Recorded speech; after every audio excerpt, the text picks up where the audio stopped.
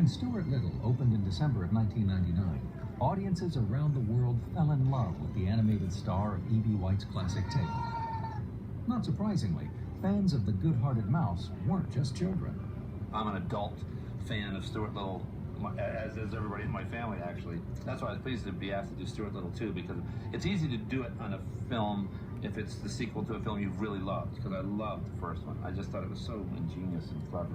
Originality was such a big part of Stuart Little's success that the filmmakers wanted to make sure the second episode could deliver the same combination of cutting-edge technology and old-fashioned charm.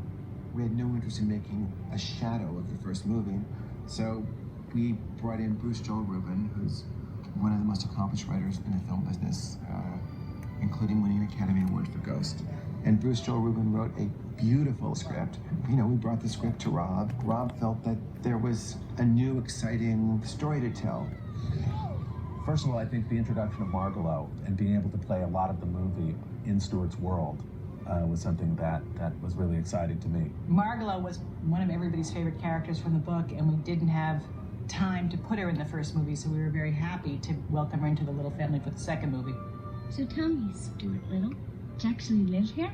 Oh yeah, I'm a real Little. The voice is so critical, not only to the performance of the character, but to the soul of the character. And when you find the right actor for it, the character will come to life. And that was definitely the case with Michael. I wish I had some adventures. I'm only allowed to paint. Michael was fabulous. He was just amazing to watch. I mean, he gives his whole heart and soul. He made me cry. He made everybody cry. At the end, when, oh my God, everybody was just like, all the people in the sound booth were like wiping their eyes. It's really sweet. Stuart, we'd be so far apart. It wouldn't change a thing. We would always play Michael's performance against the potential Margalo. And when we put Melanie Griffith against Michael, it just sounded so perfect together that we knew we had found her. For playing Margalo, it was, I think, kind of the perfect voice. Happy. Although I think she hadn't done a lot of animation, voice animation, and so I think she found it was an interesting challenge. I'd never done this before. And so then Rob said, you know, you gotta work on your character. You gotta work on this. We need more from you. And I was petrified. I thought, oh my God. It's probably better if you close your eyes and just be that character, you know? Life is an adventure. Just walking out that door is an adventure. Go for it, kid. The adventure begins. And we're set. Action.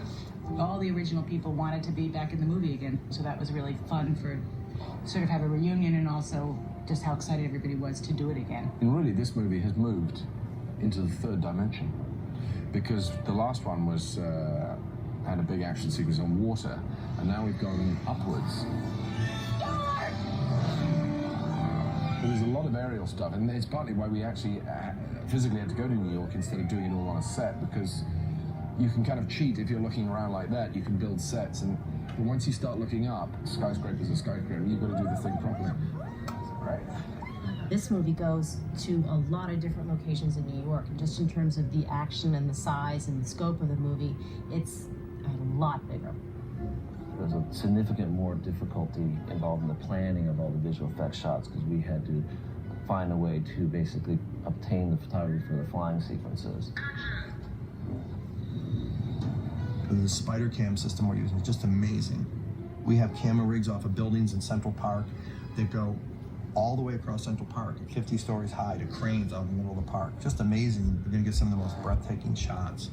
Trump Tower is 55 stories. We actually have cranes that go over the edge and drop cameras down.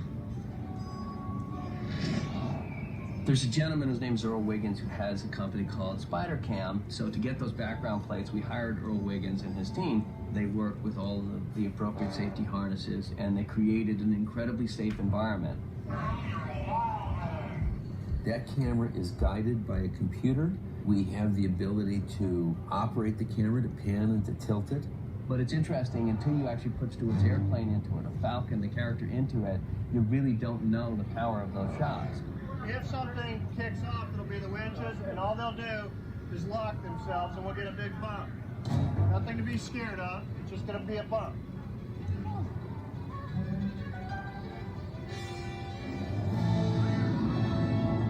The difference between working on a live-action film and an animated film is that an animated film is literally made one frame at a time.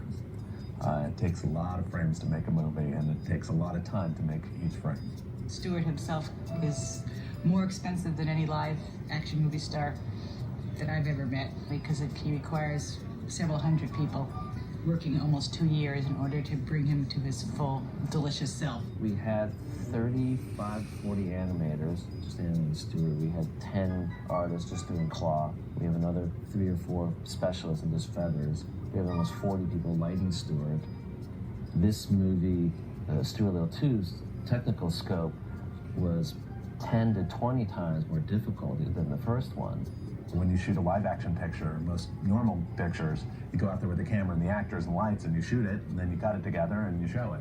But when you have so many special effects and so many characters that are created digitally, it really is overwhelmingly complicated.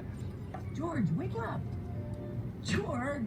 One of the challenges of producing Stuart Little is Stuart Little, the character, doesn't exist until months later from the time that you actually shoot. And for a kid like Jonathan to have to act with something that doesn't exist isn't that easy. We took the little stuffies of Stuart, we walked them with a little stick through the scene so the actors could relate to where they were going to actually be. Then we take that out and shoot the actors. And sometimes we used a tool called a synchro laser, which is a little laser pointer that pulses and only turns on when the shutter of the camera is closed. You see it live, but it doesn't record on the film. So we use these little synchro lasers so the actors had something to look at. It was a very complicated thing to do, and with my background in animation, I guess it prepared me a little bit for working on a movie that was made up of so many different kinds of elements. When you start working with the script, you really have to break it down, and then you begin to storyboard each of the sequences to determine the action and even the shots. The first stage is designing the character. We begin with drawings, and then ultimately we'll go to 3D sculptures and refining the features, the proportions. Once the characters have been designed, have been recreated as 3D characters that can be manipulated in the computer, then I'll see rough tests of animation that show the characters in performance. First test is a blocking pass. Once the blocking pass is approved, then they actually refine the movement and finish all the frames so that you can see a rough version of the completed scene. And once that's approved, then the lighting is and rendering is done.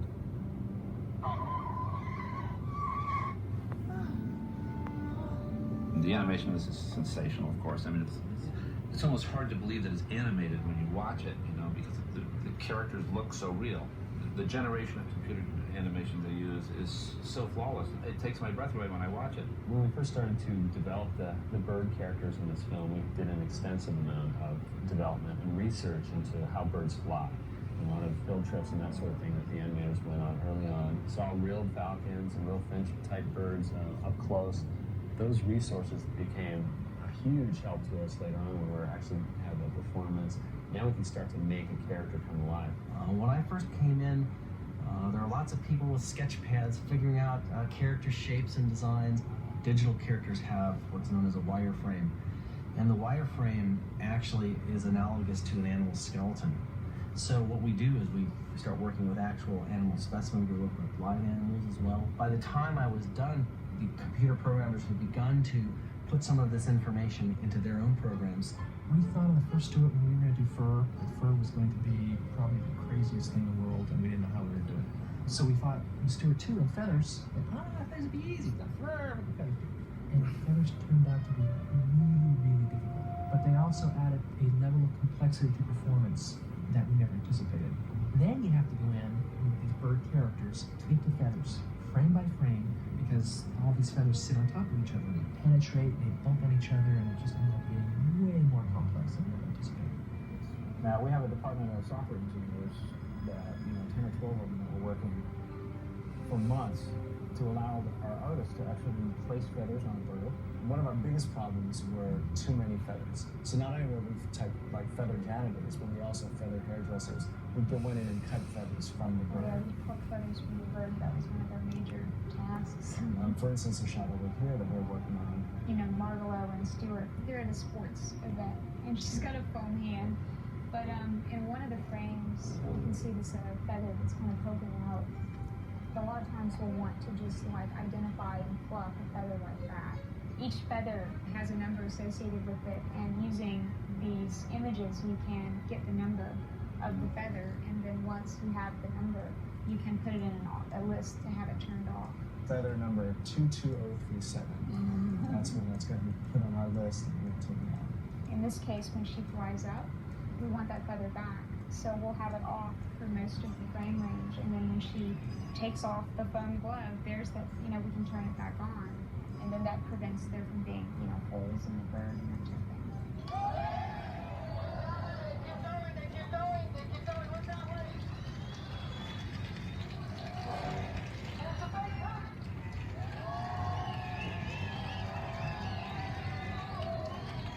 We have a fantastic costume designer, Mona May, who's injected a lot of color into the little slice. We're still planning this. Wait, Okay. want to change? Yeah, I like this. What is this for? He's the smallest actor that I've ever dressed. He's about 4.5 inches tall.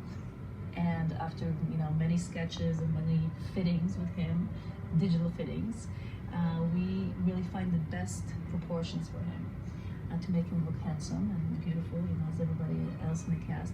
The wardrobe is extraordinarily expensive, and literally it can cost $100,000 to even think about having Stuart change his shirt for the next scene. In Stuart Little 1, we were dealing with probably about 6 costume changes.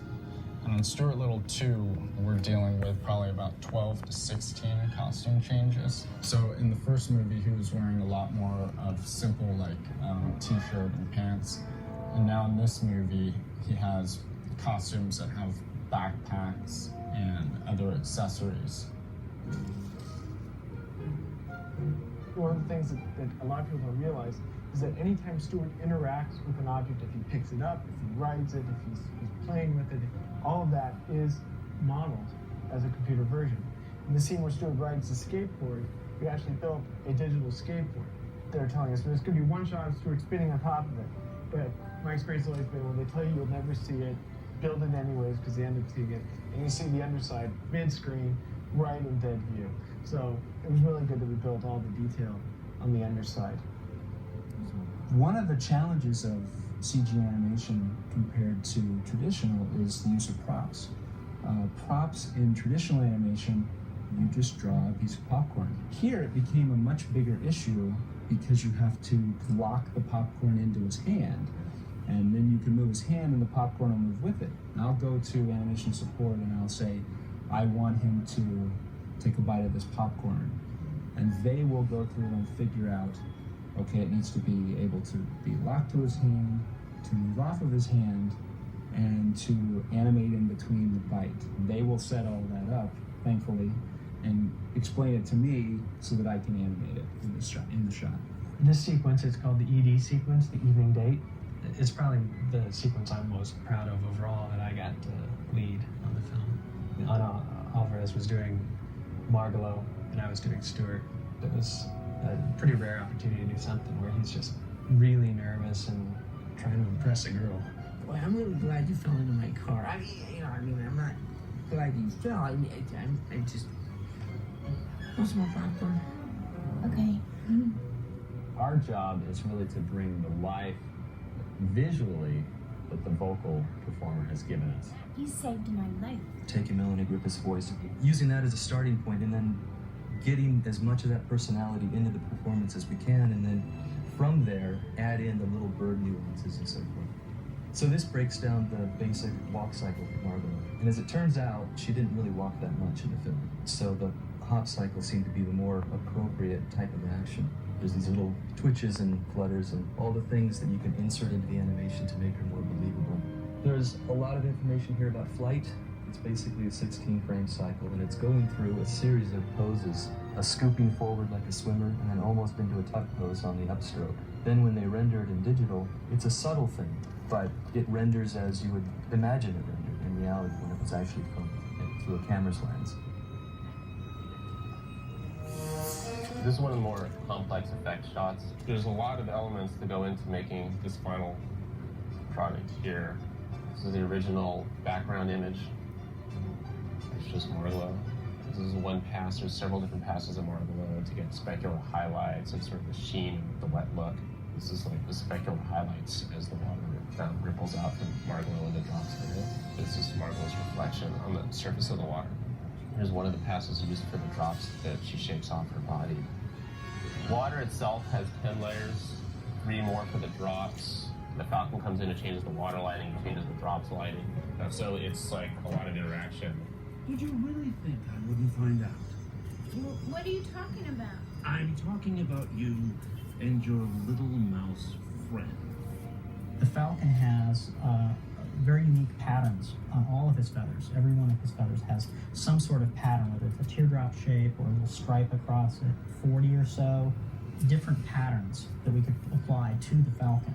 We created a pattern map, which was a texture map that went over the surface of the bird, and it would basically outline the different areas of the bird that had the different kinds of feathers. In this film, Stuart gets a digital airplane. They had a prop airplane to start with, and ultimately they replaced the prop airplane for a lot of the shots with a digital version of the airplane.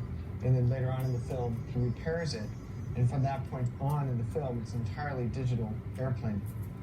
The airplane itself has a lot of character. You can see the wing wobbling, pieces wiggling off the side here. Even the wing is shuddering. There were dozens of controls on the plane to cause it to shake. As far as the flight characteristics of the airplane, we had an animator working on Stuart who was an ex-Israeli Air Force pilot. His name was Yair Cantor, and he went around and told us all about ailerons and elevators and rudders. When the animator finishes with the scene, this is what you look at during dailies. In computer animation, there's a tremendous jump between what the animator does and then when the digital department finishes. I just saw this middle scene for the first time today. I was just amazed. Even when the claws come through the wing, the digital department's got little pieces flying out. A mouse needs to know his limitation. We did all these little subtle touches, just amazing. Of course, the wind blowing the fur. You know, even working in this field, when you see something like that, it's like, whoa, it's hard to believe that they can do stuff like that. It almost seems like everything we're doing on this film now didn't seem very possible before. We used to talk about doing animated movies, and it wasn't rocket science, but the truth is, now it is. Because when you're doing CGI with reflection and fur and feathers, literally the amount of data that you're crunching through a computer is enormous. My job is to light the shot and to light all our computer-generated elements so that they match the background plate. And this one is actually a combination of several different elements in order to get the background. One is a matte painting that our painting department did. One is a wide shot of New York City, of the harbor. And another one is this foreground of the barge, which was actually shot on a stage with a motion control camera. There's the plane itself. Another stage is deformations. As the plane rolls over, we want it to look like the plane is deforming the cardboard as it moves along. And so if you look closely and imagine that the plane is moving here, you can see the movement of the cardboard as if the wheels are rolling over it. This is what it looks like at the stage when I receive the shot. And so it goes from this stage into this.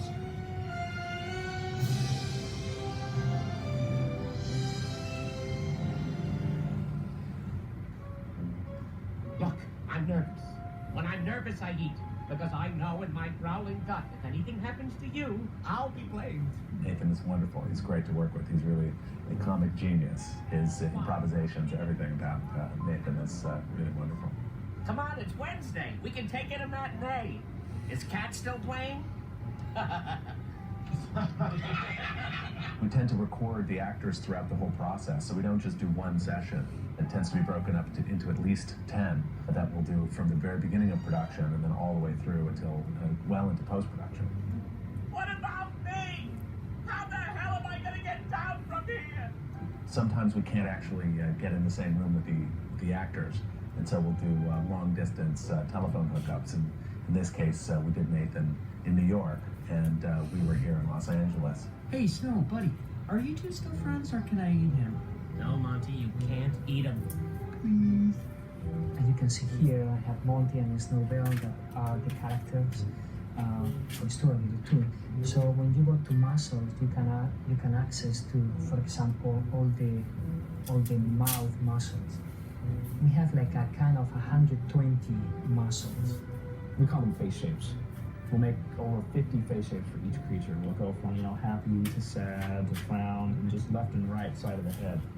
And those can all be combined to create basically any kind of reaction or any face shape you want. But we shoot the live action cat and then we replace his face. So we actually do animation manipulation on his features, on his eyes, his mouth. But the rest of him is real. Prince is his real name. We looked at close to 5,000 cats for this show when we did Stuart Little 1. And we actually rejected Snowbell twice. We took him only to be a stand-in on the movie. We had another cat that was cast in the lead that we thought was going to be the cat and was working. But as we got into our training 6 months, Snowbell just outshined them all. I asked Rob when we made the first movie, I said, why is the mouse our son, but the cat is our pet? He said, don't ask me that. It's because it was that way in the book. See, up, see, on your mark. We have 5 stand-ins for Snowbell. All the 5 Snowbells are amazing at what they do. One climbs, one runs, one's good at close-up one can be held, one can jump. I mean, the cats have to do pretty hard work. Snowbell does his own stunts, as do I. I don't do any of my own acting, I do all my own stunts, and Snowbell's much the same. I hope I live to regret this. Oh. In the movie, there's the Pushkin building, which is a building that doesn't exist in New York. We created it. We started out knowing that they wanted to find a really unique place where the bad guy lives, where the Falcon is going to have his home. So they did a lot of scouting and just couldn't find the perfect building in New York. So we decided to just design one and build it primarily in the computer. Like, for instance, in this example right here, we were actually able to use a real building that we shot in New York for the lowest half, just this first story here. And then all the rest was digitally extended. We at ImageWorks had just completed the film Spider-Man, so it was a perfect opportunity to leverage off some of the work because they had just finished building 21 buildings that were all computer generated that Spider-Man could swing between. And so we were able to use some of their techniques of making complicated repetitious surfaces and some of their texturing techniques, and even an air conditioning unit or two was actually shared between the shows. Careful now. One step at a time. That's it. You're gonna make it. Yeah.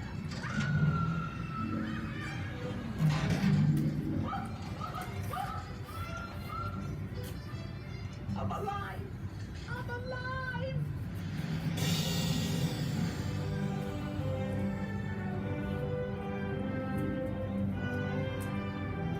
The truth is that there are so many joyful moments that you experience with the creation of the movie, and it happens from the very beginning of the process all the way until the end of the process. And ultimately, when it's all put together and the audience actually goes to that place where they can believe in a talking mouse and a talking cat, that's the most rewarding thing.